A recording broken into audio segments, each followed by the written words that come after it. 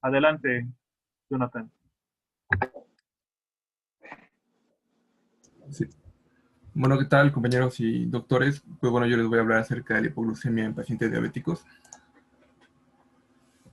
Bueno, tendremos que esto es una complicación frecuente dentro de la diabetes mellitus. Y bueno, la definición de esta pues es una condición que se va a caracterizar por bajos niveles de glucosa en sangre. De acuerdo a las cifras reportadas por la ADA, pues bueno, tenemos que van a ser valores menores a 60 miligramos sobre decilitro. Sin embargo, bueno, en pacientes normales, pues las cifras aceptadas pueden ser a partir de un descenso de 55 miligramos sobre decilitro. Ya que, bueno, en condiciones normales, pues los valores de glucemia vamos a tener que se van a manejar en un rango de entre 70 a 120 miligramos sobre decilitro. En esta condición, bueno, lo que pasa es que no hay una cifra estándar, por lo que, bueno, va a depender principalmente sobre los síntomas de cada persona. Para ello, pues bueno, vamos a tener aquí la triada de Whipple, que bueno, lo que hace es que vamos a poder diferenciar y caracterizar un paciente de hipoglucemia, así como las causas de este.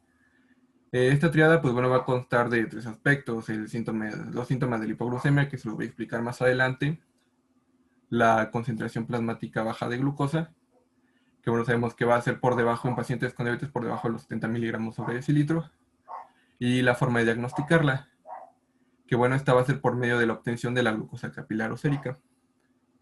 Y por supuesto, bueno, los alivios tras aumentar la glicemia. En cuanto a la etiología, pues bueno, en general tenemos que la hipoglucemia en pacientes diabéticos pues, se va a dar cuando hay un desequilibrio entre la ingesta de insulina o algún agente hipoglucemiante. Esos, bueno, pueden ser tanto el ayuno, que se da una escasa ingesta de alimentos, la administración exógena de insulina, ya que puede haber una mala administración de esta. Algunos fármacos encargados de disminuir la glucosa o aumentar la secreción de insulina, como tenemos las sulfurineas y la metformina.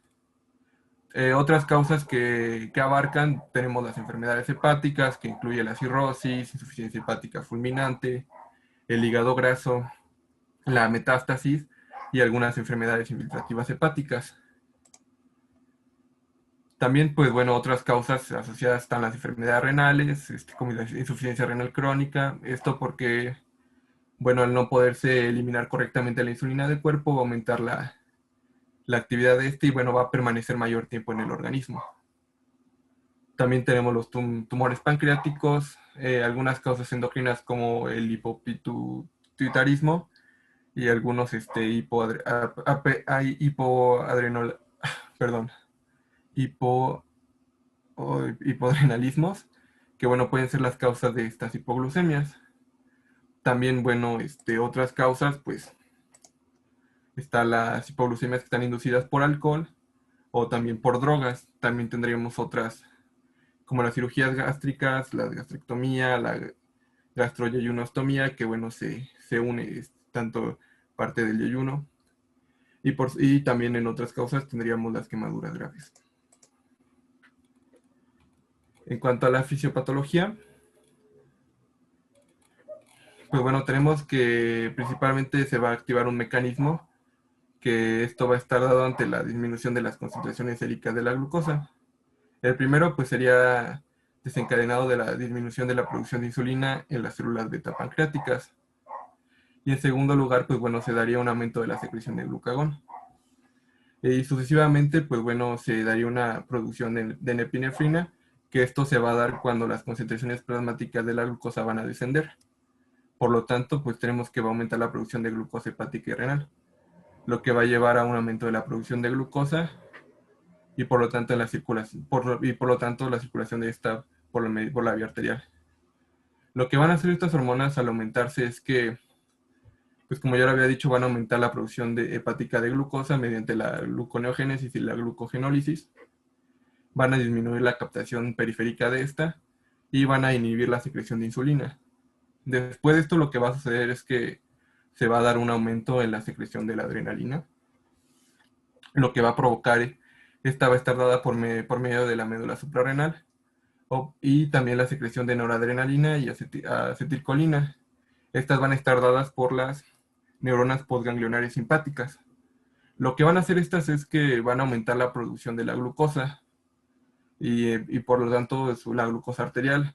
Lo que van a hacer es que van a eliminar lo que van a hacer es que van a disminuir la eliminación de la glucosa con el objetivo de que ésta permanezca mayor tiempo en el cuerpo. Otra cosa que puede suceder es que si el cuadro de la hipoglucemia permanece por más tiempo, se van a dar otros mecanismos fisiológicos. Sin embargo, estos pues bueno van a estar dados por hormonas, como aquí lo señalé, la hormona de crecimiento y bueno, esta va a estar dada por medio de la hipófisis y también se va a dar el cortisol por medio de la corteza suprarrenal. Lo que harían es que se va a dar un aumento de estas para disminuir un poco lo que serían los síntomas de la hipoglucemia. Sin embargo, bueno, esto se da en condiciones fuera de lo común, ya que bueno, estas hormonas normalmente no participan en esta defensa. En cuanto a la clasificación de la hipoglucemia, encontré que se puede dar de tres. La primera es la hipoglucemia leve, que esta van a ser cuando se presentan los primeros síntomas. Encontré principalmente que puede ser la taquicardia y tenemos que es cuando descienden los niveles de glicemia menores a 70 miligramos sobre decilitro. También está la hipoglucemia moderada, que bueno, aparecen síntomas más adrenérgicos, como podría ser la confusión, la somnolencia y la visión borrosa. Aquí, bueno, se presenta normalmente cuando se tienen valores de menores a 50 miligramos sobre decilitro. En estas dos condiciones, el paciente puede tratar esta hipoglucemia por sí mismo.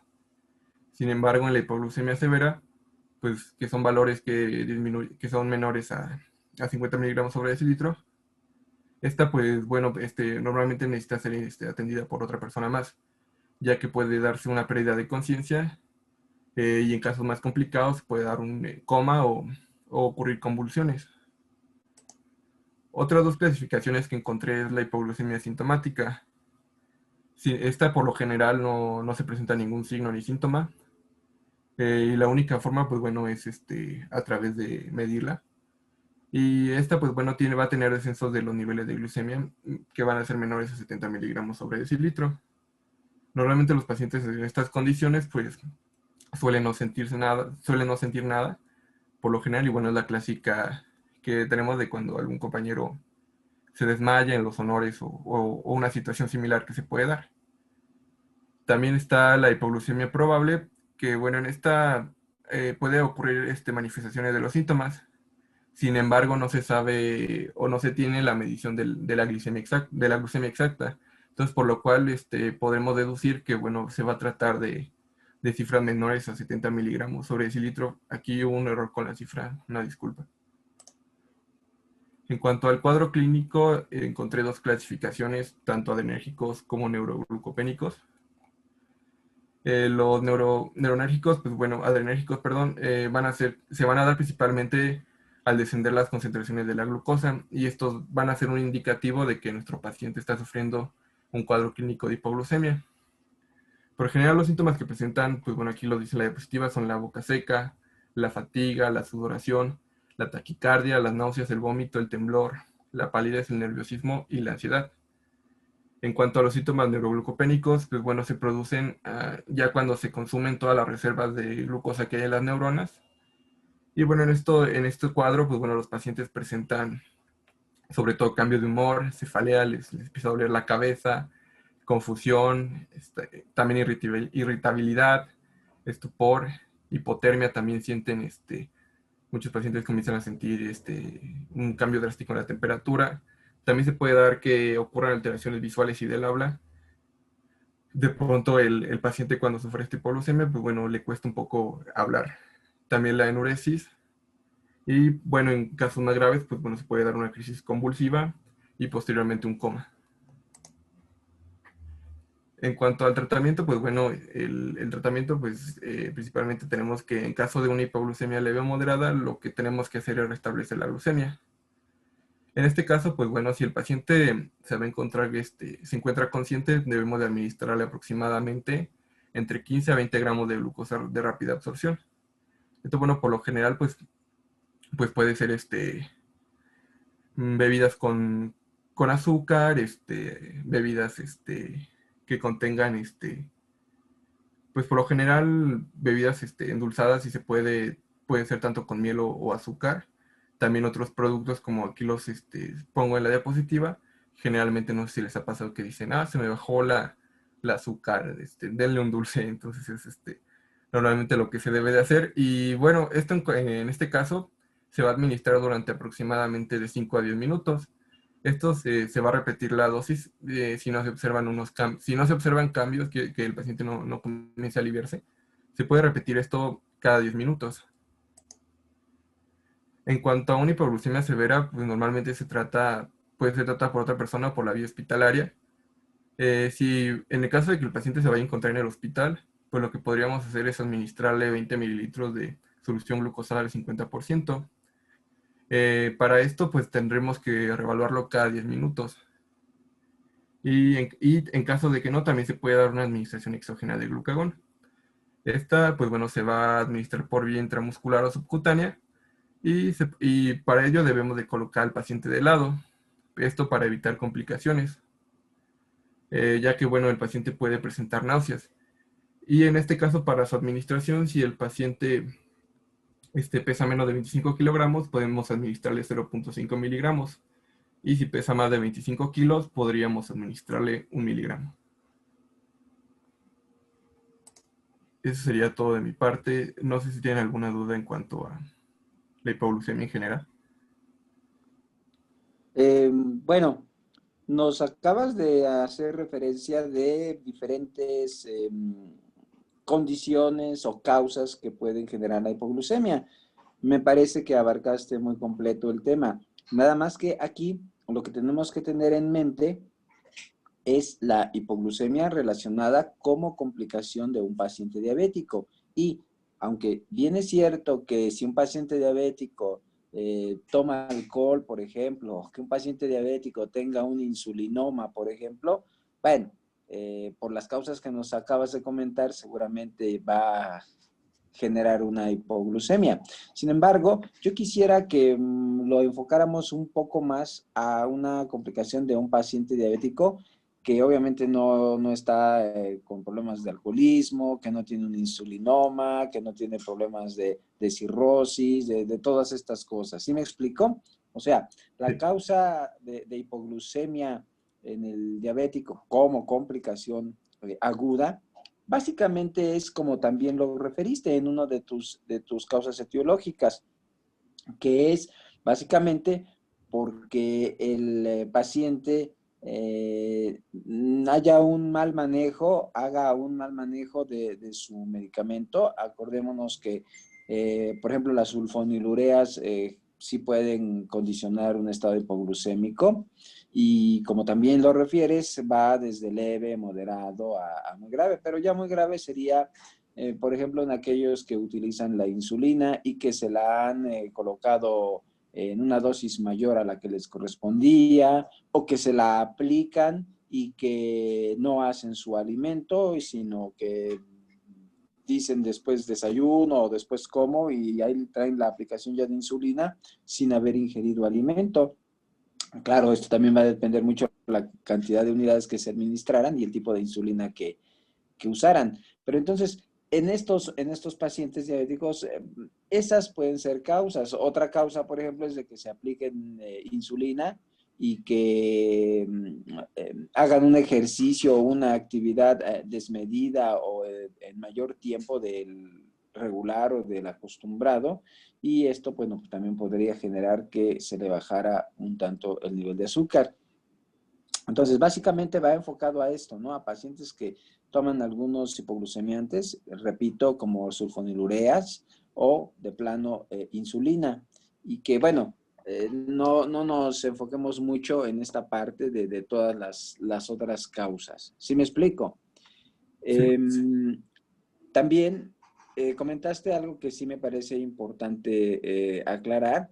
Decías que pacientes con insuficiencia renal, es cierto, pero que quede muy claro esto, el paciente que tiene insuficiencia renal, por tener insuficiencia renal, no hace la hipoglucemia como tal. O sea, en el riñón se lleva parte del aclaramiento o del metabolismo de la insulina y de muchos medicamentos. Entonces, cuando se conjuntan estas dos cosas, yo aplico una insulina calculada a un paciente sin daño renal y resulta que este paciente sí tenía un daño renal importante.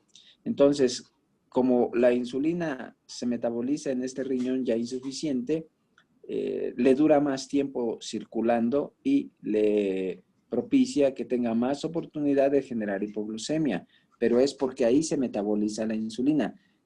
Es decir, si yo tengo insuficiencia renal, pero yo no uso insulina ni uso sulfonilureas, algún hipoglucemiante, aunque yo tenga insuficiencia renal, pues a mí no me va a generar hipoglucemia, ¿sí? O sea, la insuficiencia renal per sí como sí misma no, sino porque ahí se metaboliza los medicamentos que bajan la glucosa. ¿Sí queda clara esta diferencia? Sí, doctor. Sí, doctor.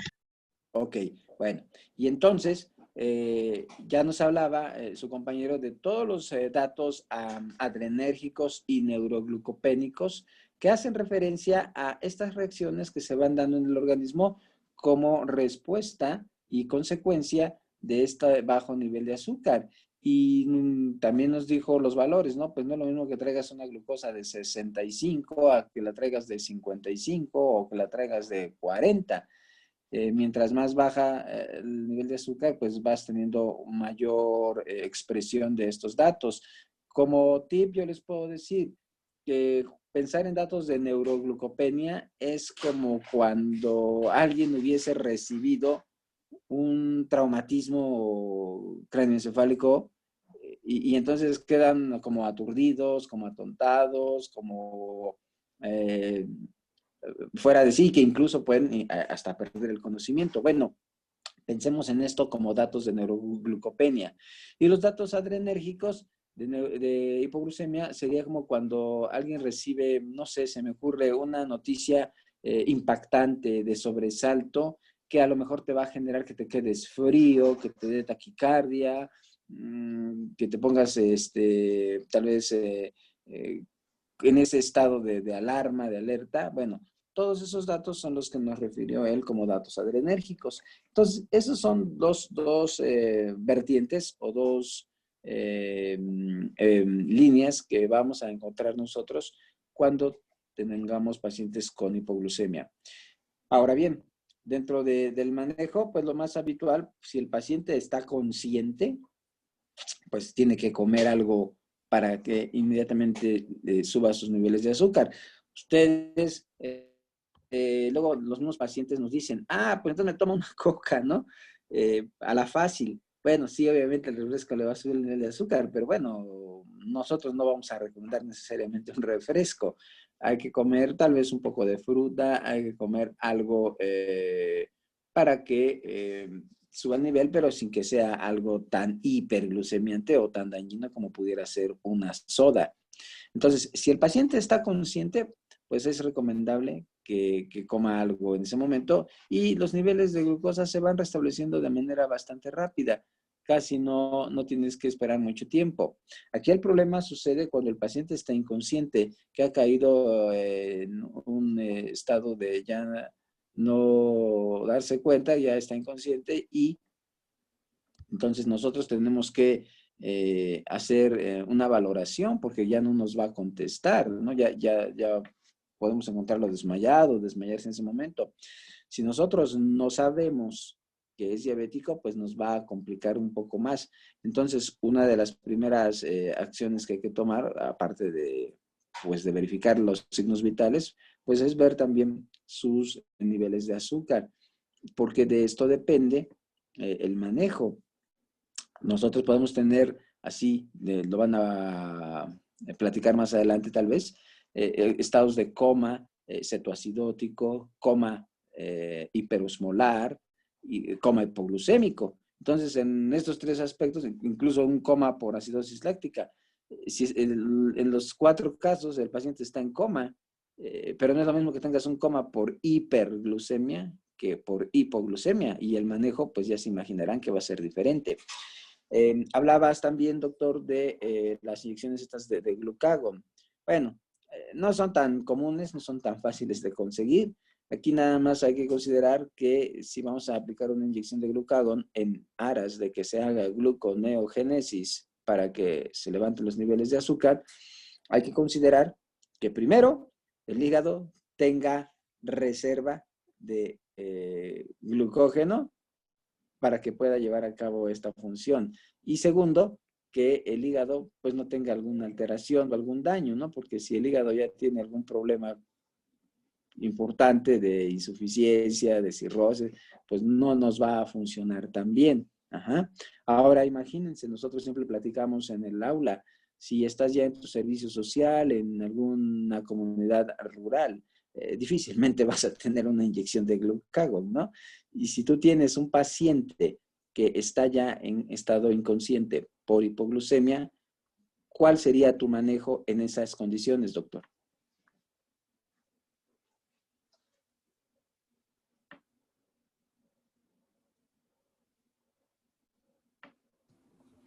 Doctor, ¿me escuchas? Sí, doctor. Sería, bueno, si no se pudiera conseguir el glucagón, sería con la solución glucosada. Exacto, ¿no? Podrías tener una solución glucosada, pero aquí lo recomendable es que sea al 50% y se la tienes que pasar a gran velocidad, ¿no? Lo más rápido que puedas. Y ahora te voy a poner en un caso más extremo. Si no tuvieras la solución glucosada, no tuvieras soluciones, ¿cómo recuperaríamos la normoglucemia en este paciente?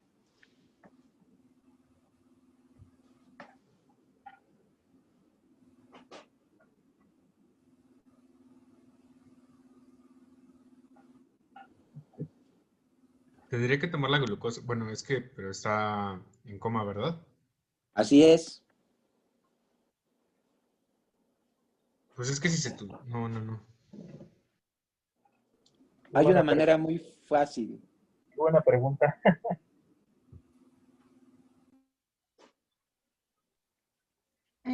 Se me ocurre también que podría funcionar a lo mejor y adrenalina, pero no, sería más difícil de encontrar.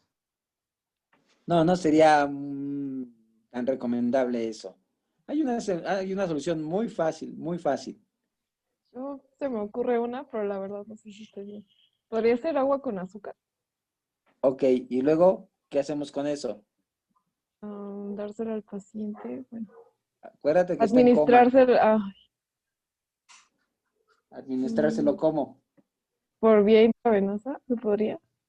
No, agua con azúcar, no. No, porque sería como agua embotellada, ¿no? Como... Eh, no, la verdad no sé. Bueno, se me ocurrió eso, pero no. Ustedes saben que el tubo digestivo puede absorber la glucosa muy fácilmente, seas o no diabético, absorbes la glucosa muy rápido. ¿Cómo hace llegar esa preparación de agua con azúcar al intestino? ¿Una inyección parenteral de glucosa? No, ¿Una sonda? pero está inconsciente, Ah, es mucho riesgo. ¿A poco no se les ocurre? no. No. Pues hay que ingresárselo por vía rectal. Oh, ok. Pues sí, ¿no? Bueno, Entonces, ¿han visto ustedes o han escuchado hablar de los enemas? sí. Sí. Bueno, pues hagan de cuenta, esto no va a ser un enema, pero pues esto es muy fácil.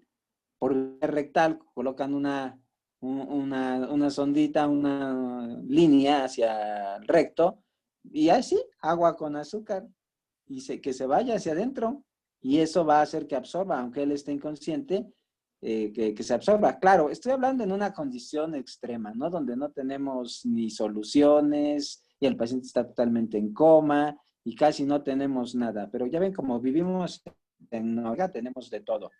Entonces, si eso llegara a suceder y detectamos que es por hipoglucemia y el paciente está inconsciente y no tenemos nada, eso sería una alternativa para que el paciente vuelva a restablecer sus niveles de azúcar. ¿Qué les parece? Muy bien. Interesante. Interesante. Así es, bueno. Entonces, pero no le Doctor, vayan a pasar una coca, ¿eh? Tiene que ser agua con No, no, hielo no. con azúcar, no, ¿eh? Ok. pero ¿por qué es más fácil que sea absorbida Porque por ahí el tienes, ano? no, no es que sea más fácil, pero todo el intestino tienes transportadores sodio dependientes de glucosa. Entonces ahí no importa que no haya insulina ni nada, va a absorber de todas maneras la glucosa. Imagínate un diabético que se come un pastel, un diabético que no produce insulina ya su páncreas, se come un pastel y se le sube el nivel de azúcar bien rápido, porque su intestino absorbe todos esos azúcares de manera muy, muy fácil por sus transportadores que no son insulino dependientes ahí en el intestino. Acuérdense que el epitelio rectal, algo que también tiene como característica, es que tiene epitelio absortivo. Y acuérdense también que la vascularización de la porción inferior del recto y del conducto anal permite una rápida absorción de, no solamente de glucosa, sino de medicamentos, ¿no? Seguramente a lo mejor ustedes han escuchado de los supositorios, ¿no? Un niño que está con fiebre, ¿no? Y está con vómito, si ustedes le administran el paracetamol, el Tempra, ¿no? Por vía oral, lo va a vomitar y pues el objetivo es bajarle la fiebre. Entonces, si ustedes se lo pasan por medio de un supositorio, el supositorio se va a absorber, sale en todo el epitelio rectal, y acuérdense que ahí tenemos un plexo venoso, tenemos varios plexos venosos rectales que van a favorecer la absorción rápida de glucosa, ¿no? Ni siquiera tiene que pasar por la circulación portal, sino ese plexo rectal va a ayudar, va a pasar por la vascularización de las hipogástricas, de las ilíacas, y de ahí se va directo a la vena cava. Entonces, lo mismo que ocurre con los supositorios, ocurre con la glucosa vía rectal. ¿Vale? Sí, gracias. Sí, doctor, Perfecto, gracias. gracias. Me parece que les ha sorprendido mucho el método rústico. Bueno, ok. Entonces, bueno, te los comento porque pudiera darse un caso en un momento dado, ¿no? Y hay que tomar decisiones y esta es una muy fácil. Entonces, bueno, retomando lo que decía yo en un principio, aquí hay muchos tipos de hipoglucemias, por supuesto, incluso está una que es hasta cierto punto muy común, que es la hipoglucemia reactiva, que no tiene nada que ver con el diabético, de esa gente que de repente se le baja el azúcar, gente que anda al estrés, que es muy aprensiva, pues, y que no come correctamente, pues le llega a suceder también este tipo de problemas, pero esos son otro tipo de causas que generan hipoglucemia. Aquí, reitero, la hipoglucemia más bien enfocada al paciente diabético como complicación aguda y es básicamente pues por el uso, el mal uso de algún medicamento o el uso de medicamento innecesario combinado con actividad física muy, pues, muy vigorosa, al cual no realiza, pues, de manera habitual o que el paciente ha alterado sus hábitos dietéticos. Entonces, son causas que podrían generar hipoglucemia. Por supuesto, si hay daño renal, porque en un paciente diabético esto es una de las complicaciones crónicas, bueno, hay que considerarlo para hacerle el cálculo del medicamento a una menor dosis, ya sea de miligramos si son tabletas o de unidades, hablando de insulina, para que no vaya a generar hipoglucemia. ¿De acuerdo?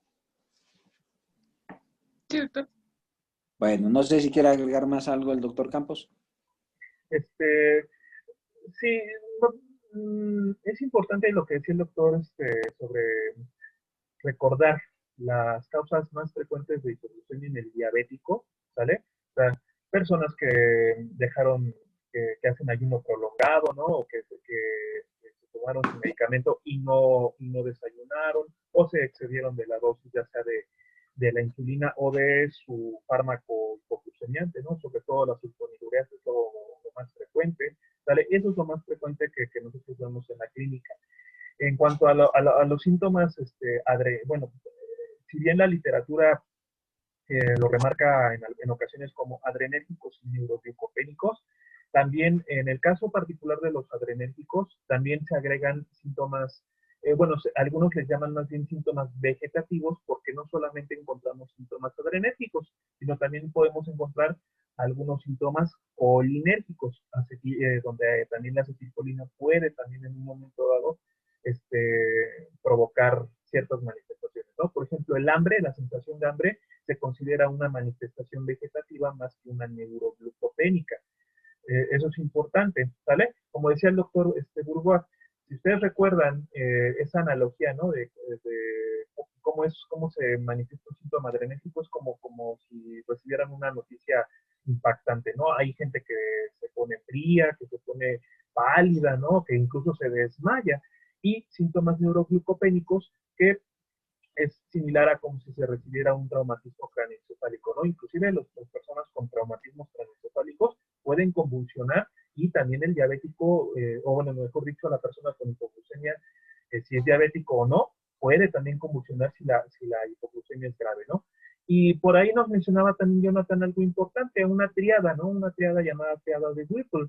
Esa triada es muy orientadora para el asunto, ¿vale? Es decir, hipoglucemia por debajo de las cifras que nos comentaba, por debajo de 70, manifestaciones clínicas de hipoglucemia, ya sea vegetativas o neuroglucopénicas, y que la hipoglucemia sea reversible con la administración de glucosa al 50% en bolo. Esa triada es muy orientadora al diagnóstico. Inclusive si ustedes tienen un paciente inconsciente, ya hablando a nivel hospitalario, ¿vale?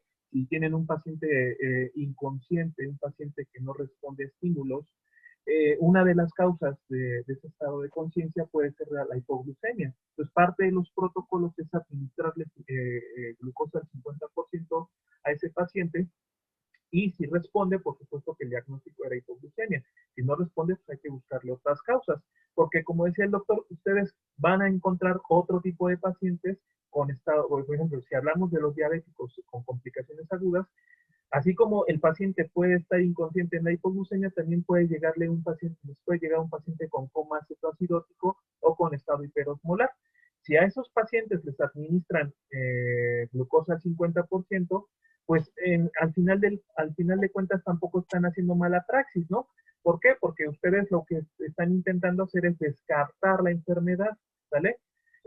Muchas veces les preguntamos, bueno, ¿qué harían ustedes en ese sentido? Si les administran insulina o glucosa, lo ideal es administrarles glucosa, porque si les administran insulina a 3 pacientes diferentes diabéticos, ¿verdad? Uno con hipoglucemia, uno con cetoacidosis, otro con estado hiperosmolar, si le administran insulina, a lo mejor empiezan a tratar a los de hiperglucemia, los de coma cetoacidótico, estado hiperosmolar, para la hipoglucemia lo terminan matando, ¿no?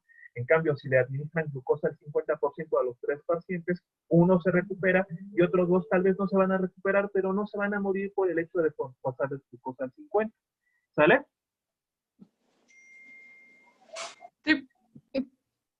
Bueno, y hablando precisamente de esto, ahora Elena nos va a traer, ¿verdad?, el tema de cetoacidosis diabética y estado hiperosmolar. Vamos a ver.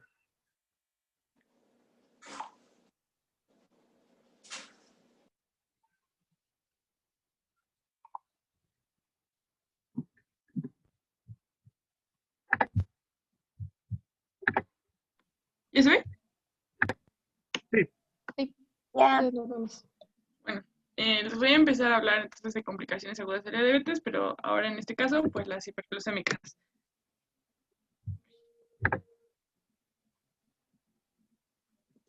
Bien. Bueno, las complicaciones hiperglucémicas, pues ya como lo habían mencionado, pues son la cetoacidosis diabética y el estado hiperosmolar hiperglucémico. Estas son las emergencias, son emergencias hiperglucémicas graves, se catalogan así porque pues tienen repercusiones al sistema nervioso. Como ya había mencionado, pues pueden llegar a coma. Entonces, comencemos. Bueno, empezamos con la cetoacidosis diabética.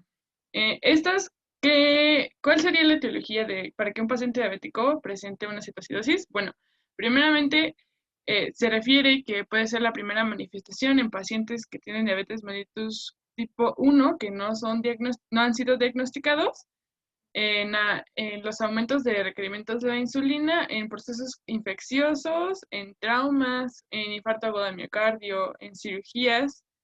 También se debe a la mala adherencia al tratamiento con la insulina en estos pacientes, al mal funcionamiento de la bomba de insulina, que ya les habían hablado mis compañeros anteriormente, y la administración de ciertos fármacos hiperglucemiantes, como podrían ser glucocorticoides y beta bloqueadores.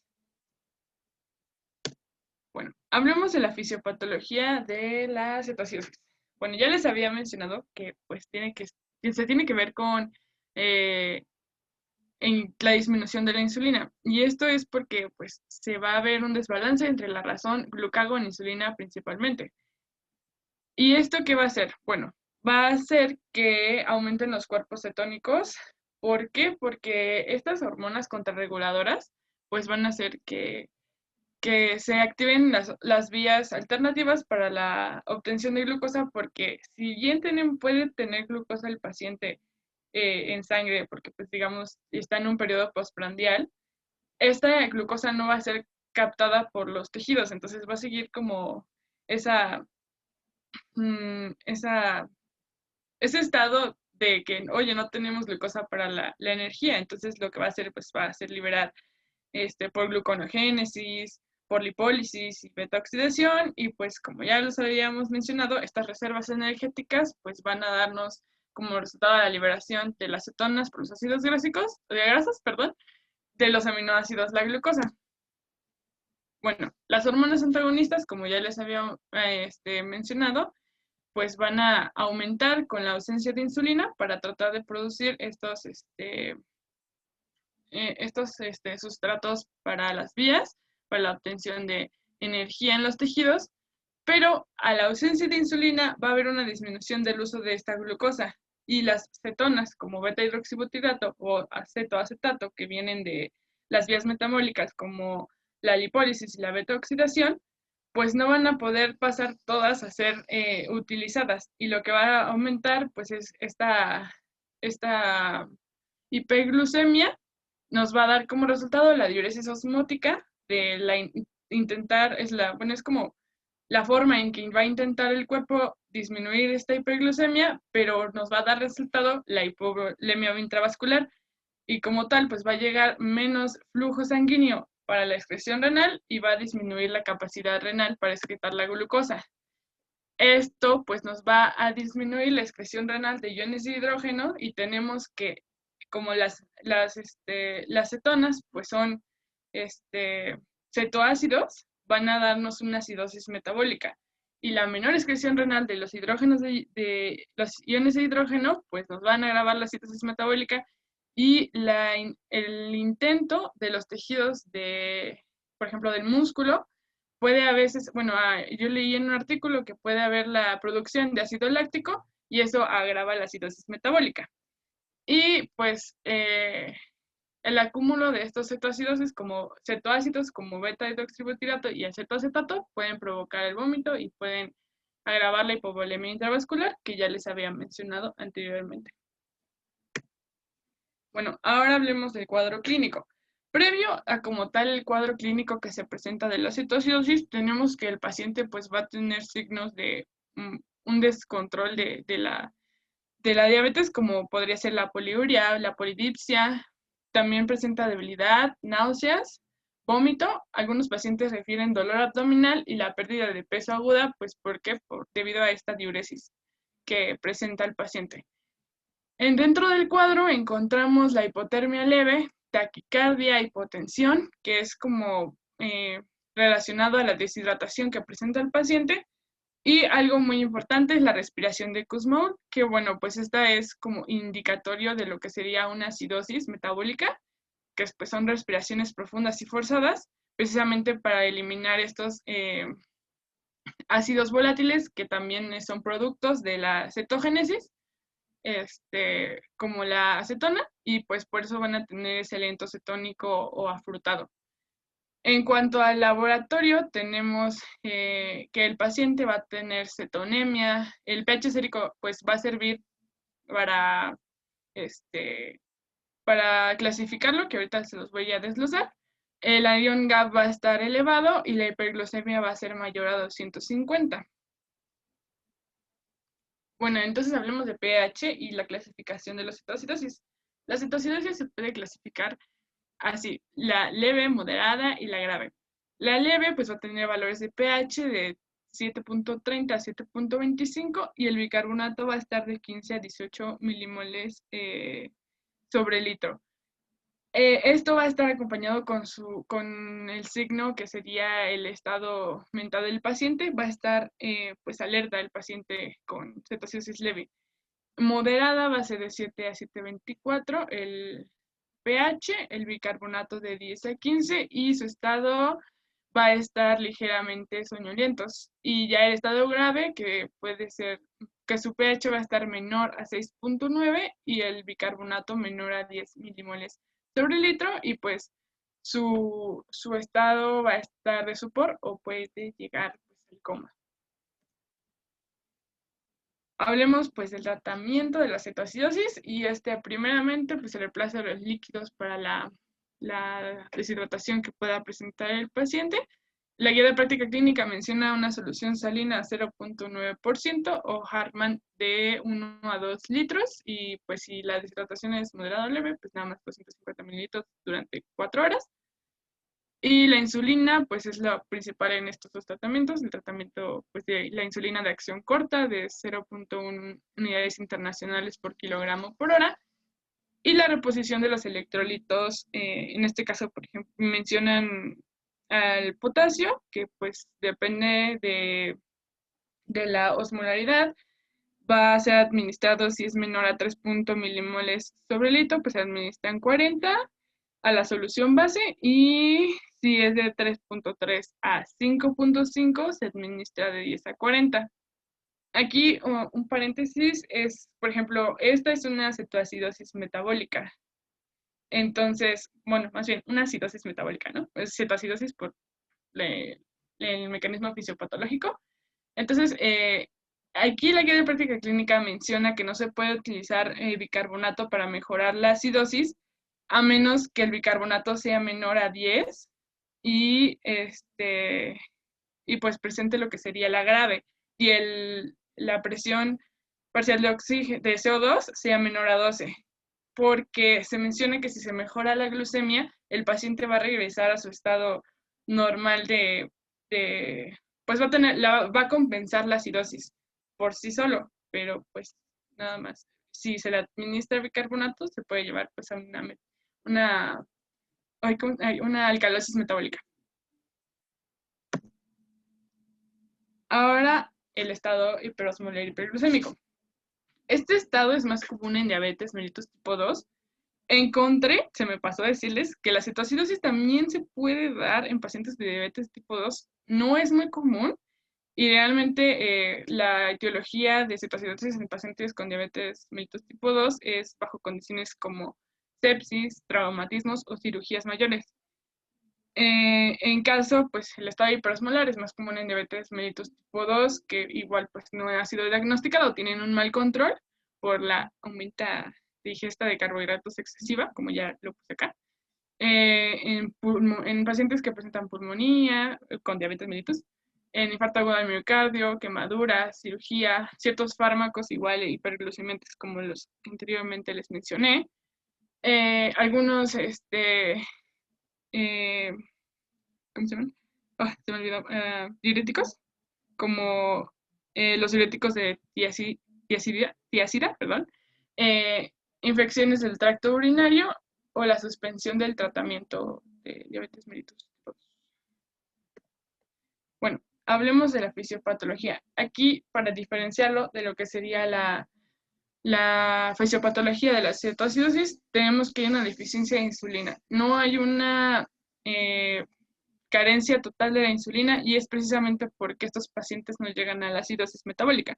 Bueno, tenemos la deficiencia de la insulina, la disminución de la glucosa en lo que sería, bueno, la utilización de la glucosa en el tejido adiposo y en el músculo, o sea, en el tejido del cuerpo, de los que pues son dependientes de la glucosa, Y pues igual el desbalance de la insulina, la razón insulina-glucagón, lo que nos va a dar como resultado la producción de glucosa por las vías alternas, debidamente pues por el glucagón y las hormonas contrarreguladoras. Y pues debido a esta presencia de la poca insulina, pues se va a metabolizar de poco en poco y lentamente. Si se llegan a producir cuerpos cetónicos, se van a llegar a utilizar. Entonces, debido a esta utilización, no va a llegar a una cetogénesis como tal acelerada, ni tampoco a la acidosis metabólica. Aquí lo importante es la deshidratación. ¿Por qué? Porque el paciente va a presentar una osmolaridad aumentada debido a esto mismo de la deshidratación. Igual lo va a pasar lo mismo que en la cetoacidosis, ¿no? El riñón va a empezar a excretar glucosa, pero al tener la hipovolemia, pues va a disminuir el volumen plasmático. La disminución va a disminuir la excreción renal, precisamente a que le va a llegar menor flujo sanguíneo a lo que sería el riñón, y pues va a aumentar la osmolaridad y la glucosa. Aquí, ¿por qué se presentan el estado del paciente, el estado mental del paciente? Pues es porque se va a secuestrar agua de las neuronas, y lo que nos va a llevar a la ofuscación mental y al coma del paciente con estado hiperosmolar. Bien, hablemos entonces del cuadro clínico. Previo a esto, igual pues va a tener los mismos síntomas parecidos, lo que sería pues un diabético descontrolado, la polidipsia, la poliuria, la debilidad y a la pérdida de peso agudo, precisamente por la diuresis. Y el cuadro clínico como tal, pues va a ser la hipotensión, la taquicardia, la deshidratación grave, la alteración del estado de la conciencia. Y en laboratorio vamos a tener que la hiperglucemia de este paciente va a ser mayor a 600, la osmolaridad sérica va a ser mayor a 320 miliosmoles por kilogramo, y la creatinina va a estar elevada. Y aquí, importante, el bicarbonato va a ser mayor a 15 miliequivalentes sobre el litro, que pues es precisamente como el diferencial para lo que sería la cetoacidosis, uno de los factores importantes para diferenciarlo. El tratamiento, pues primeramente, y lo que se ve primordial, pues es el reemplazo de los líquidos, porque se ha visto que el estado hiperosmolar hiperglucémico va a mejorar pues el estado mental debido a la deshidratación. La insulina de acción corta, igual que en la hiperglucemia, y la reposición de los electrolitos. Y ya nada más para terminar, hablemos como una recapitulación rápida sobre las diferencias. Es que en la cetoacidosis diabética vamos a tener el anión GAP elevado, mayor de 10, va a haber una acidosis, va a haber una cetonemia, una cetonuria, que es presencia de cetoácidos en sangre, en la orina, y va pues la presencia de la hiperglucemia. Es indicativo, pues bueno, más bien es más frecuente en pacientes con diabetes mellitus tipo 1, más frecuentes en jóvenes y niños, y pues el estado del paciente va a estar alerta. Y en el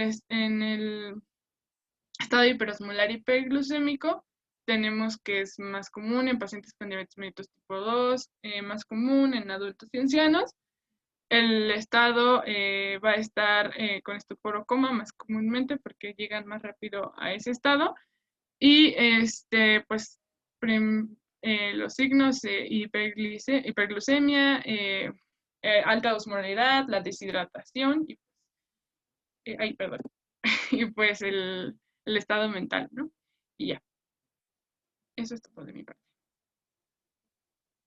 Creo que me fui muy rápido, perdón. ¿Tienen alguna duda? Doctora, Sí. ¿Por qué los pacientes diabéticos tipo 2 desarrollan con mayor facilidad el estado hiperosmolar que el cetoacidótico? Precisamente por eso de la concentración de la insulina, porque los pacientes con diabetes mellitus tipo 2, pues van a tener una producción o deficiente de insulina, o insuficiente más bien, insuficiente o poca insulina, o mala insulina. Entonces, por eso ellos pueden llegar a desencadenar este cuadro en donde no van a llegar a la acidosis. En dado caso diferente en el paciente con diabetes mellitus tipo 1, cuando su fisiopatología, pues como tal, los llevan a una deficiencia total de la insulina. Ok, ¿y por qué el paciente que desencadena una cetoacidosis diabética, como su nombre lo dice, se hace una acidosis o se puede realizar una acidosis? Por ¿Qué, el, qué condiciona eso? lo condiciona al incremento, más bien la no utilización de la acetilcoenzima A, que se produce de la lipólisis, precisamente por esas hormonas contrarreguladoras que tratan de liberar glucosa. Entonces se va acumulando los cetoácidos que no se van a estar utilizando en los tejidos periféricos, precisamente por la no existencia de la insulina, y también encontré que pues el oxalacetato para la utilización de la coenzima A, pues también va a disminuir más bien, al no metabolizarse la glucosa, encontré que puede disminuir la velocidad de la utilización de la acetilcoenzima A en pacientes con cetoacidosis en diabetes. Pero, Y eso lleva a una acumulación de los cetoácidos. Es como tal, como la acumulación de los cetoácidos. ok, pero ¿qué no tenemos acaso sistemas buffer, sistemas de compensación? Sí. ¿Y qué pasa entonces?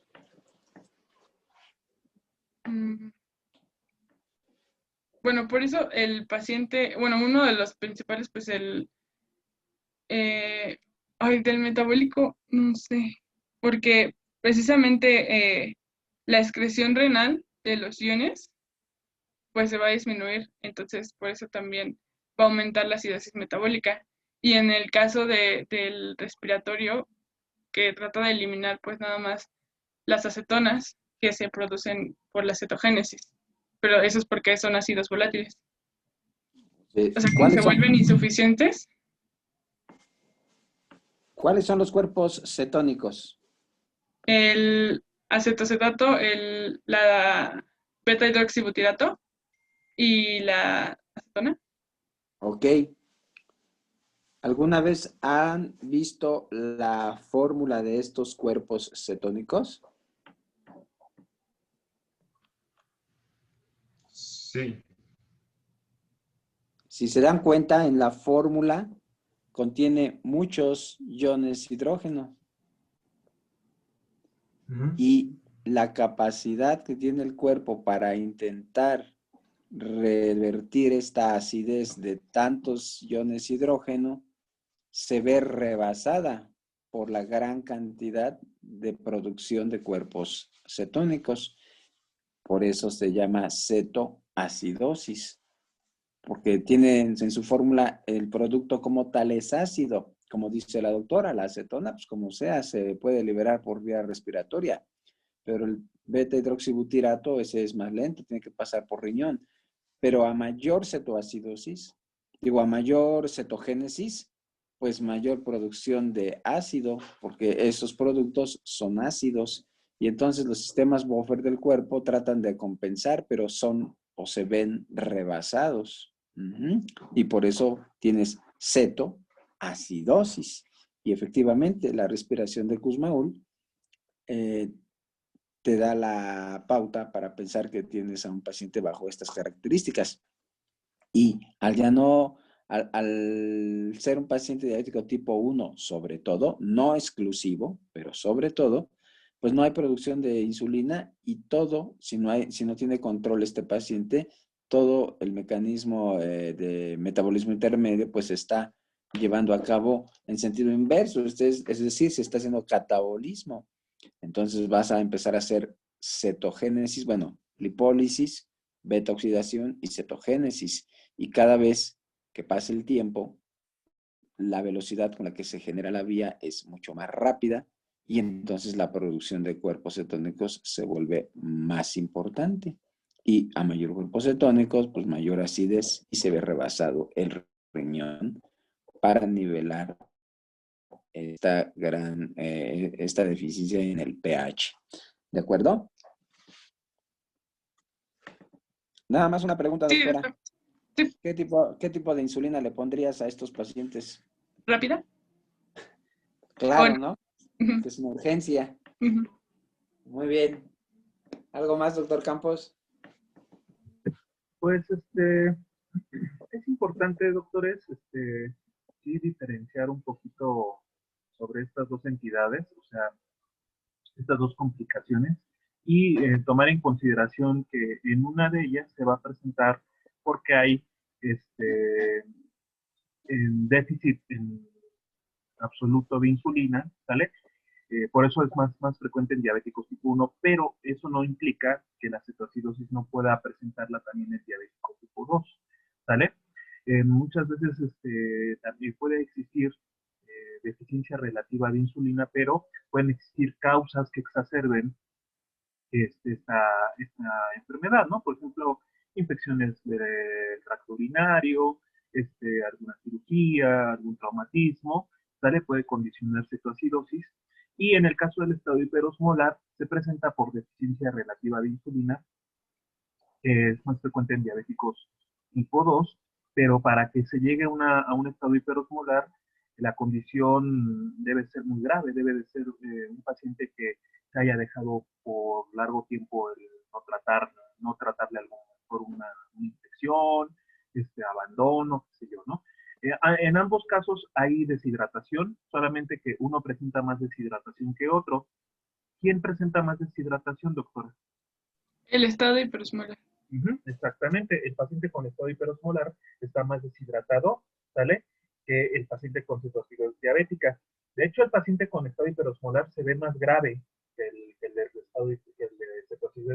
cetoacidosis diabética. Entonces, es importante sí guardar algunas diferencias. Se parecen un poquito una con la otra, pero sí hay algunas diferencias importantes, ¿no? Por supuesto, el estado de gravedad del estado hiperosmolar es mayor que la cetoacidosis, ¿no? Y el tratamiento en términos generales es el mismo o es muy parecido, ¿no? Es decir, líquidos, obviamente uno requiere más líquidos que otro, insulina rápida, como bien lo decías, y reposición de electrolitos, ¿vale? Sí, doctor. Muy bien. Eso es todo, doctor. Bueno, ya no vamos a abordar más sobre esta unidad. Aquí la terminaríamos. Pues sí, por el momento, ¿no? Ok, bueno, entonces, en resumidas cuentas, muchachos, tomar en consideración que las complicaciones del diabético las podemos dividir en dos, crónicas y agudas. Entendiendo esto, pues como su nombre lo dice, las agudas pues son de ya, ¿no? De urgencia inmediata. Y las crónicas son un poquito más llevaderas, pero no por ello menos importantes. Las complicaciones agudas, entonces pueden ser el estado hiperosmolar, el estado cetoacidótico, la hipoglucemia y la acidosis láctica. Y que estos cuatro no son exclusivos necesariamente de un diabético, pero sí son algunas de las complicaciones agudas del paciente diabético, aunque no exclusivas de este.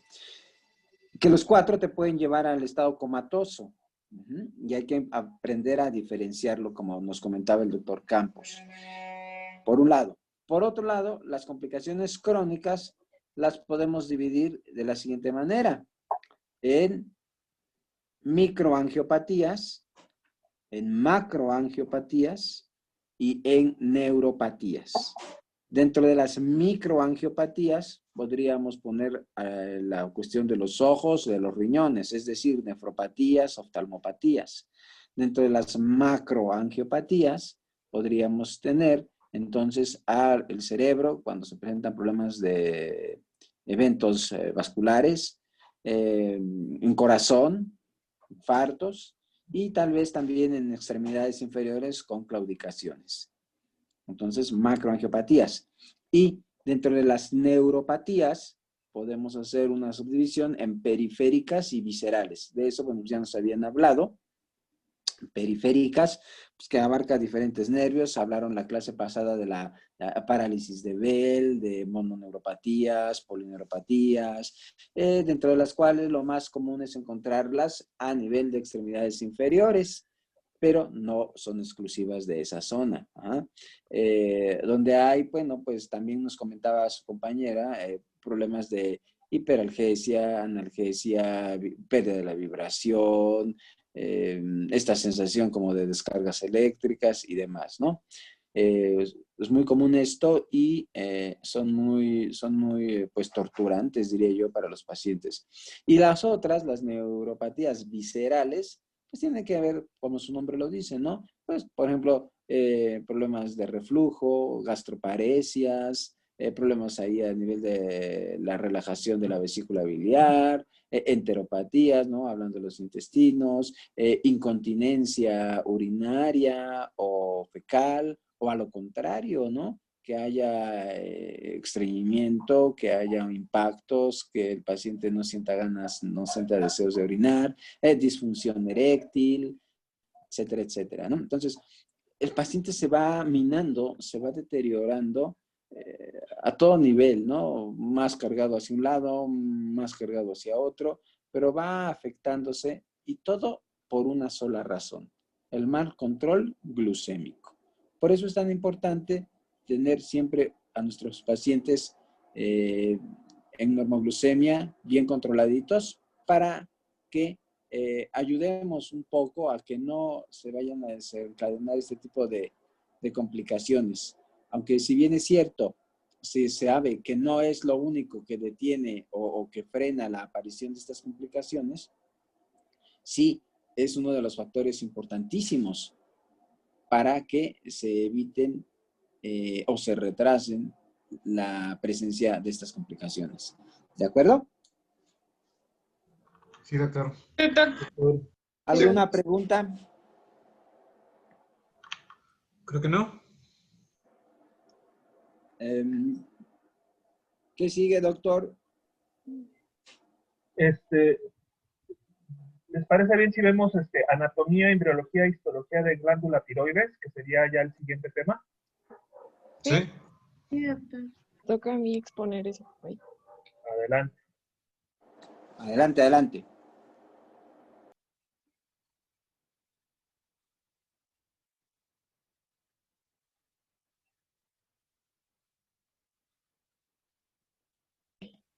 Bueno, me voy a intentar ir rápido para que no sea tan tedioso. Igual, no es un tema muy pesado, pero si quieren, al final, para que no tomen notas, les paso un archivo en donde van a tener toda la información y así ya no se tienen que preocupar por andar tomando notas. Entonces, pongan atención y ya, es más sencillo así, ¿vale? Entonces, vamos a hablar primero sobre las características de la glándula tiroides. Sí, vamos a hablar que la glándula tiroides en griego significa, bueno, tiene la terminología de tireos, que significa escudo, o también en alemán que significa Strasdul, que significa glándula en escudo. Este es uno de los órganos endocrinos más grandes y es una glándula impar, tiene un color rosado grisáceo y es casi asimétrica. Es casi simétrica, perdón. El lóbulo derecho puede ser 2 veces más grande que el izquierdo y la forma característica que tiene la glándula tiroides es en forma de mariposa o en forma de H. En el adulto mide de 6 a 7 centímetros de ancho por 3 centímetros de alto y tiene un espesor alrededor de 15 a 23 milímetros. Pesa entre 25 y 30 gramos. Encontré que en algunas literaturas mencionaban que los niños tenían más voluminosa esta glándula, también las mujeres embarazadas y también las mujeres durante sus menstruaciones. Después vamos a hablar sobre la ubicación. La glándula tiroides está ubicada en la región anterior cervical y es profunda a los músculos esternotiroideo y esternogioideo. Y también al músculo mogioideo, lo podemos ver en la imagen, se los señalé en unos círculos verdes. Entonces, este también está por delante de la tráquea y abraza los bordes del esófago y de la laringofaringe. También aquí podemos encontrar dos polos, un polo superior y un polo inferior. Y el polo superior alcanza el nivel del cartílago tiroides y esto va a ser por un tercer lóbulo del que ahorita les voy a hablar. También el polo inferior alcanza el anillo traqueal 5 y 6 y el istmo cruza con la tráquea entre los anillos 1 y 2. Aquí vamos a tener en su configuración externa que tiene dos lóbulos laterales, uno derecho y uno izquierdo, y está unido por por un istmo que le llaman, que en griego significa comunicación. Entonces, estas tres estructuras le dan la forma característica de H o de mariposa. En algunos casos puede existir el tercer lóbulo, que es el que les mencionaba, que es el lóbulo piramidal, y esta es una variante anatómica que sale del borde superior. Aquí vamos a encontrar en los dos polos de los que les hablé. También bordes, el borde superior o también se le conoce como vértice. También a esto se le conoce como arco supraísmico. Y el inferior, que es también la base o el polo inferior. Y esto también es el arco infraísmico. Entonces, se dice que es una variante anatómica de un remanente que quedó del conducto tirogloso embrionario. Entonces, esta se puede extender desde el istmo hasta el hueso gioides, y esto está sostenido por un ligamento que se conoce como ligamento suspensorio del lóbulo piramidal. ¿Ok? Ahora vamos a hablar sobre las relaciones. Aquí en estas relaciones podemos tener en la parte externa, a los músculos esternocleidomastoideo, también tenemos al esternogioideo y al homogioideo. También tenemos aquí una lámina pretraquial que va a ser importante para su fijación. Y en la parte interna podemos encontrar al esófago, a la tráquea y a los nervios laringeos recurrentes, que son ramas del nervio vago, que también son importantes para la inervación de esta glándula. En la parte posterior podemos encontrar a los músculos prevertebrales, son los músculos prevertebrales, y también podemos encontrar el paquete neurovascular del cuello, que está conformado por la arteria carótida primitiva, la vena yugular interna y el nervio vago. También en la parte posterior vamos a encontrar unas pequeñas conformaciones que forman parte de la glándula y que se conocen como glándulas paratiroides. En sí, la glándula tiroides con las paratiroides no tienen como una función en específica, en conjunta, pero sí separada. Entonces, estas glándulas paratiroides están en la parte posterior y tienen forma de frijol. En la parte inferior de la glándula podemos encontrar la tráquea. Ahora vamos a hablar sobre las relaciones del istmo. Entonces, en la parte anterior tenemos los músculos infragioideos, que como ya se los había mencionado, esos músculos infragioideos se pueden separar en superficiales o en profundos. Entonces, aquí los que nos interesan son tanto los superficiales como los profundos de los infragioideos. ¿Ok? En la parte posterior de este istmo se relaciona con los cartílagos traqueales, que es el 2 y el 3. Y en la parte lateral de este istmo, pues están los lóbulos. Y ya en el borde superior tenemos el lóbulo piramidal, del que ya les estaba hablando, y el primer anillo traqueal. Y en la parte inferior ya vamos a tener al segundo anillo traqueal. En las relaciones de los polos, en la parte superior se relaciona con la mitad del cartílago tiroides, que es a donde llega el lóbulo piramidal, y se encuentra inmediatamente debajo del triángulo de Farabeu, que es como la confluencia de la vena yugular interna y el tronco venoso linguofacial. Esto ya lo habíamos visto en digestivo, entonces creo que ya es más sencillo de relacionarlo. Y en el inferior desciende por el orificio torácico superior hasta llegar al quinto o sexto cartílago traqueal. Estas son las relaciones de los polos.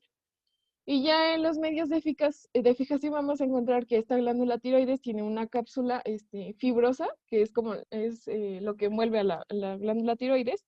Y entre ellos está una vaina visceral tiroidea, que está conformada por la hoja pretraquial de la fascia cervical, que es esta rojita que podemos ver aquí. Y también la hoja superficial de la fascia cervical, igual. Entonces, esta celda tiroidea, la celda tiroidea ya va a ser esta azul, En esta celda tiroidea, dentro de esta celda tiroidea se encuentra la glándula tiroides. También esta se caracteriza porque atraviesa los elementos vasculos nerviosos tiroideos, que los podemos observar aquí. Entonces, esta celda tiroidea es importante porque aquí se generan o se desarrollan las neoformaciones tiroideas malignas o benignas. Entonces, es aquí donde debemos de buscar. Y aquí, esta imagen es lo mismo, pero estas se las puse porque aquí se puede ver como los medios de fijación de los que ahorita vamos a hablar. Son los ligamentos. ¿Ok? Entonces, aquí tenemos 5 ligamentos. Los ligamentos, vamos a empezar por el medio, que es el de Grauve, que une al istmo con la laringe. Tenemos también a los ligamentos laterales internos, que unen al lóbulo, tanto al lóbulo izquierdo como el derecho, con la tráquea y el cartílago cricoides. Y tenemos dos laterales externos, o que también se conocen como cibeleaud, que unen al lóbulo izquierdo y al lóbulo derecho con el paquete neurovascular del cuello, del que ya les había hablado. ¿Okay? Ahora vamos con la vascularización. Se dice que la glándula tiroides tiene un abundante suministro vascular y por ello, por ejemplo, en patologías como puede ser el hipertiroidismo, podemos encontrar un soplo por el aumento de esta irrigación. Entonces, de la arteria tiroidea superior, que es rama de la carótida externa, tiene irrigación hacia el polo superior, tanto derecho como izquierdo. Y en el caso de la arteria tiroidea, que es rama que sale del tronco tirocervical, que puede tener su inserción de la subclavia, o también leí que podía ser del... Ay, no, perdón, ya me confundí. Sale del tronco tirocervical, esta arteria tiroidea inferior. Y también podemos, en algunos casos, tener una tiroidea media, que también se le conoce como IMA o tiroidea de Neubauer. Entonces, esta es la que puede salir tanto del arco arterial brachiocefálico o del arco aórtico. Y esta es la que irriga el istmo. Entonces, esta arteria tiroidea media la tiene alrededor del 50% de las personas y tiene es importante porque tiene un fuerte potencial de sangrado en procedimientos quirúrgicos como traqueostomías. Entonces, esto es como que lo que tenemos que tener muy presente. Y estas arterias, tanto la arteria tiroidea media, la inferior y la superior, hacen como una anastomosis intracapsular, por eso es que se ve como que tienen muchas ramitas dentro de ellas. Es como si como si fragmentaran, como si fuera, no sé, muy similar a la carne, así se me parece a mí. Entonces esos pequeños capilares hacen como esa anastomosis. Aquí también podemos ver que la arteria tiroidea superior irriga tanto la parte anterior como la posterior. ¿Ok? Entonces vamos con el drenaje venoso. En el drenaje venoso, llega toda ese confluente está dado por un plexo tiroideo.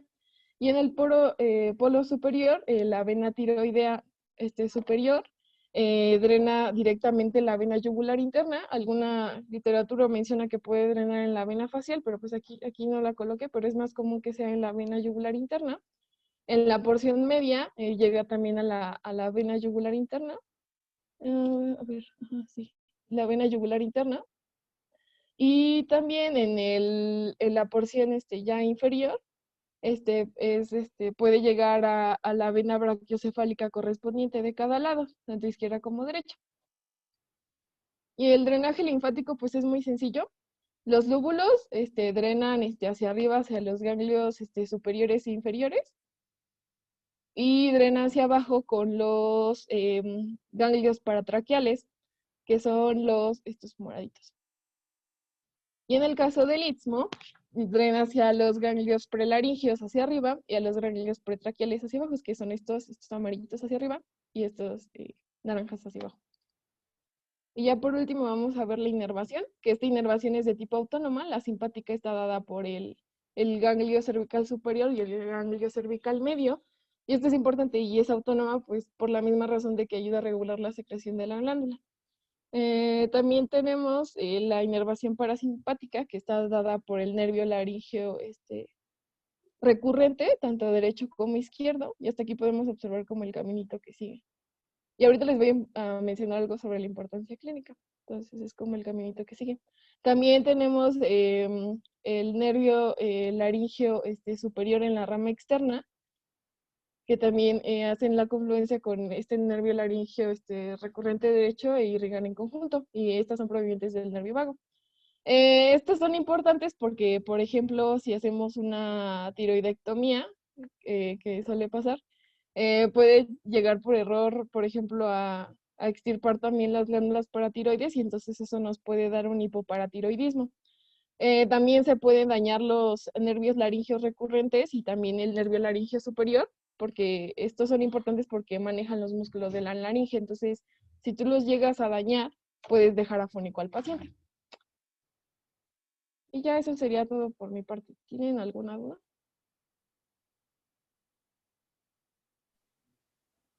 No, Gaby. No, Gaby. Bueno, ahora vamos a pasar a hablar acerca de la histología, si es que no tienen más dudas. Siguiente, por favor. Bueno, vamos a empezar hablando de lo que es el folículo tiroideo, que compone la unidad estructural y funcional de la glándula tiroidea.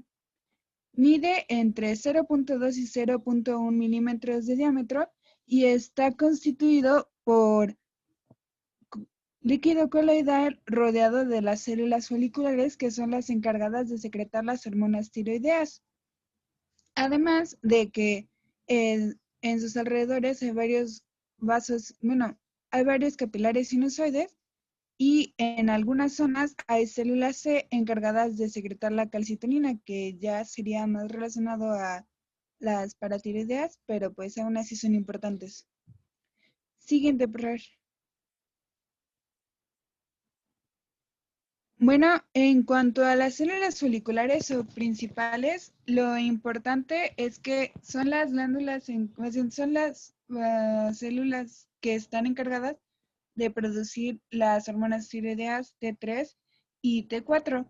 El mecanismo por el cual lo producen va a ser más explicado con más detalle en la parte de fisiología, pero les dejé un esquema para que si lo necesitan.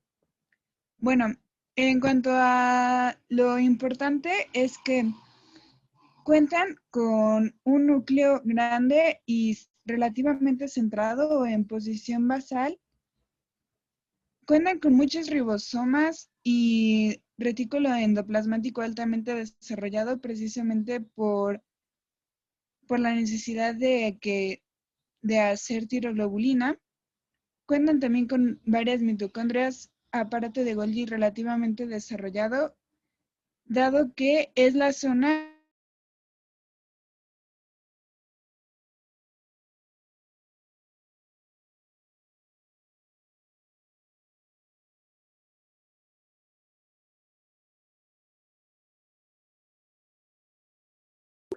producir... Cris, ¿Manda? Ah, es que se cortó un Sí, poquito. te cortaste. Bueno, sí te cortaste. Disculpen, la señal está muy bien por acá. Básicamente es la encargada de hacer que... es la encargada de... Los lisosomas son los encargados de generar la oxidación de... Ay, me parece que la oxidación del yodo, sí. Bueno, en cuanto al complejo... También es importante recalcar que cuentan con un complejo de unión en la membrana basolateral a través del cual están unidas. Cuentan también con diversas vesículas de reabsorción de coloide para introducir el yodo a las células de nuevo. Y finalmente cuentan con los diversos gránulos de secreción de la hormona tiroidea, a partir de la cual pues ya van a tener relativamente prefabricado las hormonas tiroideas para cuando se dé el estímulo de su liberación. Siguiente, por favor.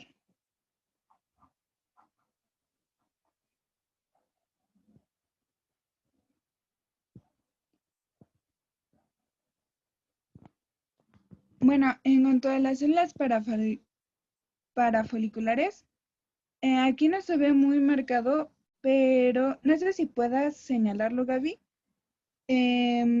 Son esas células blancas, son el conjunto de células, bueno, de núcleos que se ven entre las células foliculares. Mm, se ven como en forma de triángulo blanco, más o menos, y están, bueno, generalmente son varias células unidas. Lo importante recalcar de ellas es que tienen vesículas de secreción y aparato de Golgi desarrollado debido a su función de ser secretoras de calcitonina. ¿Tienen alguna duda o pregunta? No, todo bien. No, todo bien. Entonces esto ya sería todo de mi parte.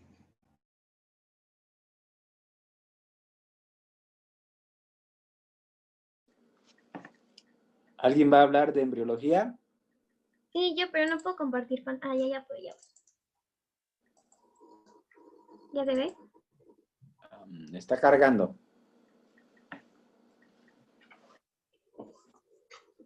Ya. Ok, Sí. bueno, yo les voy a hablar de la embriología. Voy a tratar de hacerlo rápido y si hay alguna duda, pues me preguntan, ¿ok? Bueno, el desarrollo de la glándula tiroides va a comenzar en la semana 4 y se va a desarrollar a partir del revestimiento endodérmico que va a estar en el piso de la faringe primitiva. Pero en la semana 2 es importante porque van a aparecer genes para la tiroglobulina, tiroperoxidasa y para la pendrina principalmente. Y bueno, en la semana 3 se van a dar señales inductivas mesodérmicas por el factor de crecimiento fibroblástico y estas van a actuar sobre el endodermo ventral del intestino anterior. Entonces va a comenzar a desarrollarse por una evaginación que se va a dar entre la primera y la segunda bolsa faríngea. Y bueno, gracias a estas señales inductivas por el factor de crecimiento, va a comenzar a haber una especificación primeramente de un pequeño número de células endodérmicas, pero después estas van a comenzar a aumentar y van a formar una placa gruesa y esta placa se va a comenzar a extender sobre el mesénquima del mesodermo circundante, que es aquí, que como vemos ya se ve como pues una bolita, que este se va a llamar primordio tiroideo o esbozo tiroideo. Bueno, posteriormente, bueno, aquí lo tenemos otra vez, ¿no? Entre la primera y la segunda bolsa faríngea. Conforme este primordio tiroideo vaya creciendo, se va a comenzar a alargar y ahora va a formar una estructura que va a ser de un crecimiento inferior y ahora la vamos a llamar divertículo tiroideo. Ese se va a comenzar a extender o bueno, a migrar en una dirección caudal. Es importante mencionar aquí que la glándula tiroides en formación va a estar unida a la lengua por el conducto tirogloso, ¿okay? Y este es el que pues lo va a seguir en todo el caminito que va a llevar la tiroides. Bueno, la glándula tiroides va a comenzar a descender en el cuello y va a pasar, como lo vemos aquí, sobre el hueso yoides para llegar finalmente a la tráquea. Bueno, se va a poner sobre el segundo y tercer anillo traqueal, ¿ok? Y bueno, aquí es para que entendamos un poquito mejor. Como les había dicho, está el divertículo tiroideo. Va a comenzar a alargarse y conforme se va a alargar, se va a comenzar a bifurcar. Y una vez que, bueno, en su camino se bifurque completamente, se va a formar los dos lóbulos, el izquierdo y el derecho, como lo vemos aquí, y van a estar unidos por el istmo. Este que vemos aquí es el conducto tirogloso que también veíamos aquí. Este es importante porque, bueno, normalmente este conducto debe desaparecer y pues no dejar ningún rastro. Sin embargo, pues eso no es así, deja un vestigio. En el dorso de la lengua, en su parte proximal, va a dejar el foramen ciego, que prácticamente es desde aquí donde comenzó el descenso, que vemos aquí, de la glándula tiroides. Y también, bueno, encontré que en la mitad de la población, o puede ser menos, va a persistir la parte distal del conducto tirocloso y lo vamos a llamar lóbulo piramidal, o también lo encontré como pirámide de Laulette, pero como les dije, esto únicamente es en la mitad de la población. Y bueno, aquí, pues después de esta imagen, para que vean, en la 7ª semana la tiroides ya ha asumido su forma definitiva con sus 2 lóbulos y su istmo, y va a quedarse el agujero ciego o foramen ciego y en algunos casos el lóbulo piramidal.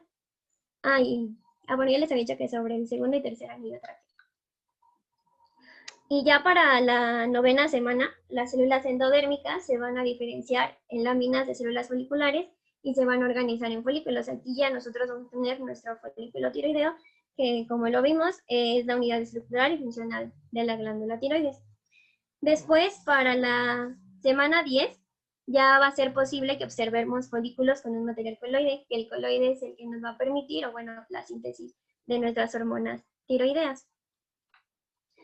Y bueno, de los cuerpos ultimobranquiales se van a derivar las células C, las cuales este desarrollo de los cuerpos ultimobranquiales fue desde la semana 7 y se van a fusionar con la tiroides y sus células se van a dispersar entre los folículos y así van a originar a las células C, las cuales nos van a dar la calcitonina.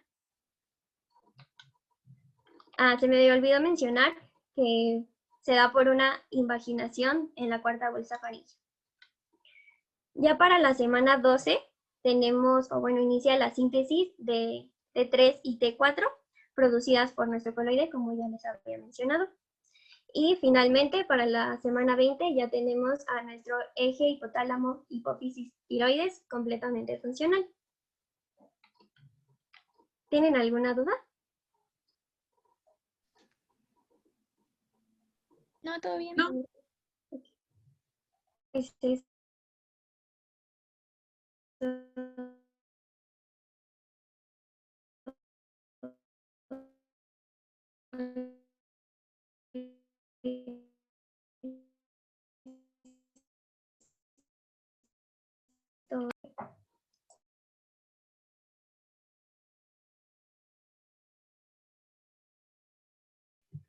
Se entrecortó mucho la duda lo que comentaron, no sé si comentaron algo. ¿No se entendió? ¿O se entrecortó?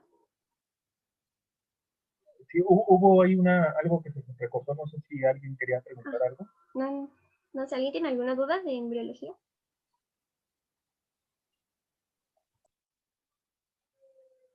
No, todo bien.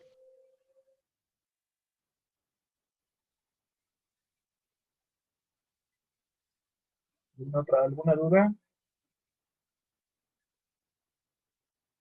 Doctor Burgó, ¿algo que comentar? Bueno, yo creo que sí es importante retomar un poquillo la histología, como siempre lo hacemos en clase, para explicar parte de la fisiología de las hormonas tiroideas. Pero yo creo que eso lo vamos a tener que hacer después, porque eso sí nos lleva un poco de tiempo.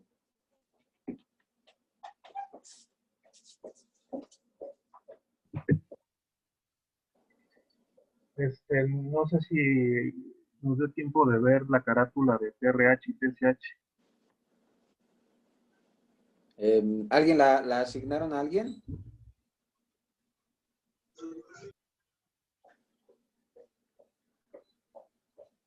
A mí la de TSH. ¿Y TRH? A mí. ¿Sí la tienen? Sí, pero le iba a comentar que de TRH encontré como muy poquitas cosas. Sí, no es mucho lo que hay que comentar. Realmente TRH y TSH, de hecho, puede estar en una sola ponencia, pero bueno, pues si traes ahorita lo que tú traigas de TRH, adelante, no hay ningún problema. Y lo mismo de TSH, ¿no? Bueno, me voy a presentar.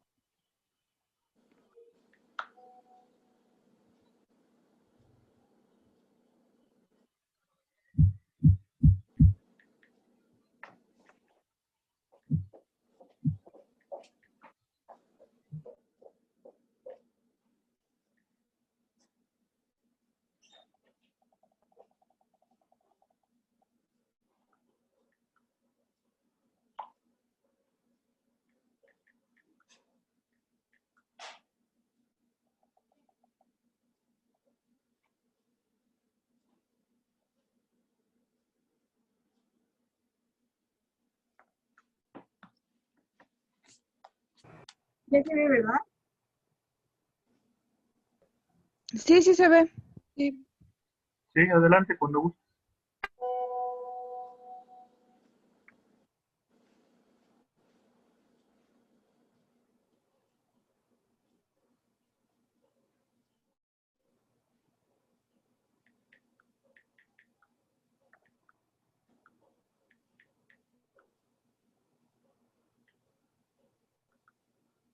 Ay, una disculpa, es que la conexión no está muy buena.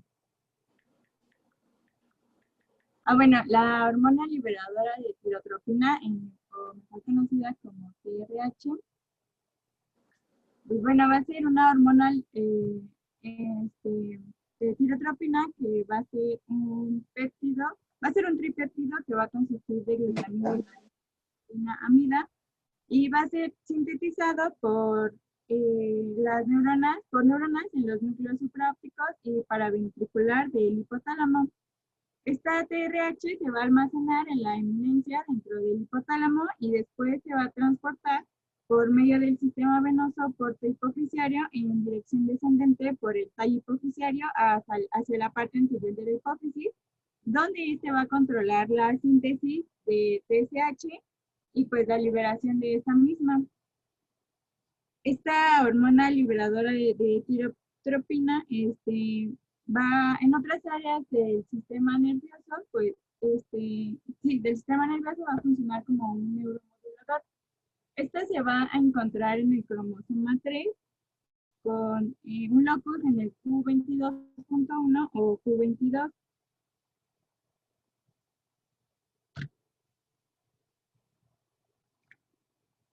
Bueno, su síntesis, bueno, en esta va a ser, esta hormona, pues, bueno, las neuronas la van a sintetizar en esta región paraventricular, ¿no? Y una vez que esta va a ser liberada a la circulación corta, pues de ahí, a través de los receptores TRH y R1, que van a estar enriquecidos en la adenohipófisis, pues va a actuar en los tirotropos, haciendo la liberación de la TSH o en los lactótropos, estimulando la síntesis y la liberación de prolactina. El tejido blanco de esta, como va a actuar sobre TSH, pues este tejido blanco de esta TSH, pues es la glándula tiroides, donde va a inducir la liberación de hormonas como la T3 y la T4. La degradación de esta TRH, pues va a ser efectuada por la ectoenzima membranal AMP-cisera piroglutamil aminopeptidasa 2, y la actividad y la síntesis de esta pues va a aumentar en condiciones de hipertiroidismo, mientras que pues va a disminuir con bajas concentraciones de las hormonas tiroideas y una elevación de los estrógenos en el suero. Pues bueno, encontré que la vida media de esta iba a ser de 5 minutos, definición de T3 y T4, el frío, la estimulación alfa-adrenérgica, la arginina vasopresina, la secreción pulsátil y el ritmo circadiano. Los factores que la inhiben van a ser el aumento de conversión intraneuronal de T4 a T3, los bloqueadores alfa-adrenérgicos. Bueno, hay otra imagen. Bueno, por ejemplo, en el cerebro, en la médula, pues van a tener funciones separadas, donde como ya vimos, ahora van a ser como neurotransmisores. Y ya.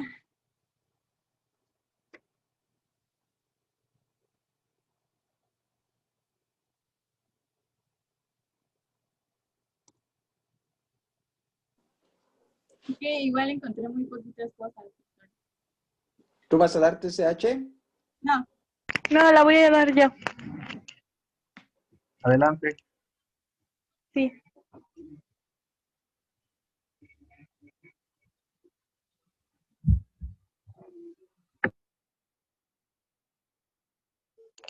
Bueno, yo les voy a hablar sobre la hormona hipofisiaria tirotropina o TSH.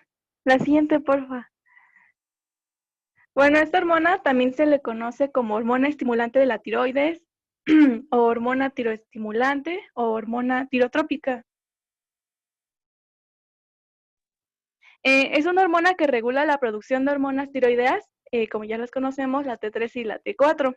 Esta va a tener una vida media de 35 a 50 minutos y sus valores normales por lo general van de los 0.5 a 4.7 microunidades por mililitro. Y como podemos ver en la imagen, esta hormona está regulada por el eje hipotálamo hipoficiario tiroideo, que es cuando el hipotálamo secreta TRH y esta viaja por la eminencia media a través del sistema portal. Y cuando la hipófisis recibe esta hormona, esta libera TSH y esta viaja a través de la sangre hasta llegar a la tiroides para unirse a sus receptores para que se pueda liberar la T3 y la T4 y también se puede liberar calcitonina. Pero cuando la T3 y la T4 aumentan su concentración en la sangre, se dirige a los receptores de la hipófisis y del hipotálamo para que ya no se siga produciendo y así se inhiba. La siguiente, por favor. Bueno, la TSH es una glucoproteína compuesta por dos subunidades, una alfa y una beta, y estas van a estar enlazadas de manera no covalente. También vi que se podría definir como un heterodímero, ya que si recordamos, esta es una molécula formada por dos componentes diferentes unidos por algún tipo de enlace químico. Esta va a constar de dos cadenas polipeptídicas. La alfa, que va a tener 92 aminoácidos, que es idéntica a la de la hormona FSH-LH y de la hormona gonadotrópica coriónica humana. Y una cadena beta, y esta va a tener 110 aminoácidos, la cual es la responsable de la especificidad biológica funcional, porque esta cadena va a ser la que va a ser reconocida por el receptor TSHR de la tiroides, del tirocito. La siguiente, por favor. Bueno, en cuanto a su biosíntesis, sabemos que hay una neurohipófisis o un lóbulo posterior de la hipófisis en donde se almacena y se secreta la vasopresina y la oxitocina, y que hay una adenohipófisis o un lóbulo anterior de la hipófisis donde se encuentran las células somatropas, lactotropas, corticotropas, gonadotropas y las responsables de la síntesis y la secreción de TSH, las cuales son las células tirotropas. Bueno, estas van a ser, encontré que eran basófilas y son del tipo de células hipofisiarias menos común. Los gránulos de las células tirotropas encontré que eran pequeñas, que van de los 50 a los 100 nanómetros, y estas células por lo general están ubicados en porciones que van de lo anteromedial y anterolateral de la glándula. Estas hiperplasian en el hipotiroidismo primario. Y también encontré que las cadenas van a ser codificadas por genes diferentes, ya que en el cromosoma 6 se va a codificar para la cadena alfa y en el cromosoma 1 para la beta. Bueno, su biosíntesis inicia a partir de un precursor prepro-CTH, del que se origina la pro-TSH y posteriormente la propia TSH, como lo vimos al principio en la síntesis de hormonas polipeptídicas. Y también encontré que los péptidos de estas subunidades se sintetizan por separados y se unen antes de que se fijen los grupos de carbohidratos. En la siguiente, por favor. Bueno, la secreción de TSH va a estar controlada por influencias tanto estimuladoras como inhibidoras. Obviamente la principal estimuladora va a ser la TRH, la cual va a estar controlada por la inhibición por retroacción de la hormona tiroidea o retroalimentación negativo. Bueno, esta retroalimentación negativa va a realizar la T3 y la T4. También encontré que los estrógenos pueden aumentar la sensibilidad de las células tirotropas a la TRH y por eso las mujeres tienen mayor respuesta de TSH a la TRH que los hombres. También encontré que la somatostatina puede disminuir el incremento repentino de la secreción de TSH, más común por la mañana, y puede suprimir las concentraciones altas de TSH en el hipotiroidismo primario. También el acetato de oxidrátido, que es un análogo de la somatostatina, se ha usado con éxito para inhibir exactamente la secreción de TSH. También encontré que la dopamina puede inhibir de manera fisiológica la secreción de TSH. Y también decía que se ha demostrado que el exceso de glucocorticoides va a alterar la sensibilidad de la hipófisis a la TRH y puede disminuir la TSH sérica. La siguiente, por favor. Bueno, en cuanto a mecanismo de acción, en la TSH se une al receptor de membrana acoplado a proteína G en las células del folículo tiroideo y va a aumentar la actividad de la adenilciclasa y por lo tanto la cantidad de AMP cíclico. También actúa por medio de la fosfolipasa C, como también ya habíamos visto en un principio. Y bueno, a través de la interacción de TSH con el receptor, se va a producir la activación de la vía adenilatociclasa, lo que va a originar la estimulación de la secreción de hormonas tiroideas por aumento de la macropinocitosis. Y también va a haber un crecimiento y diferenciación de las células foliculares. También va a haber una captación de yodo vía transcripción de cotransportador, sodio y yodo. La siguiente, por favor. Bueno, en cuanto a sus acciones biológicas, la TSH va a aumentar la secreción de T3 y T4 por las glándulas tiroides, por la glándula tiroides, produciendo TSH en todas las actividades de las células glandulares tiroides. También va a aumentar la proteólisis de la tiroglobulina infrafolicular. También aumenta la actividad de la bomba de yodo, que incrementa el índice de captación de yoduro en las células glandulares. También encontré que aumenta el tamaño y la función secretora de las células tiroideas. Pero bueno, en pocas palabras, el efecto de la TSH sobre la glándula tiroides es el aumentar la síntesis y la secreción de hormonas tiroideas y tener un efecto trópico. La siguiente, por favor. Bueno, y de mi parte sería todo. ¿Tienen alguna duda?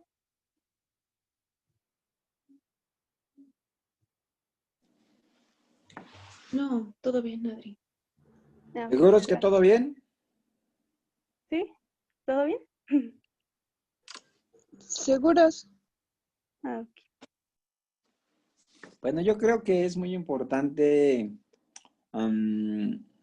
Nos está haciendo falta hablar de los ejes y de las células hipotálamo hipofisiarias para que pudiéramos integrar y entender muy bien todo esto. Doctor Campos, ¿hasta dónde viene el segundo departamental? Me comenta la doctora Graciela que hasta tiroides, hasta las enfermedades tiroideas. Y de hecho también hasta esos temas va a abarcar el final. O sea que nos están faltando algunos temas. Sí, de hecho también me comenta que precisamente esto de los ejes va a incluirse, sobre todo la cuestión de las células. Ok. Bueno, a ver, si quieres ya detener la grabación. Uh-huh.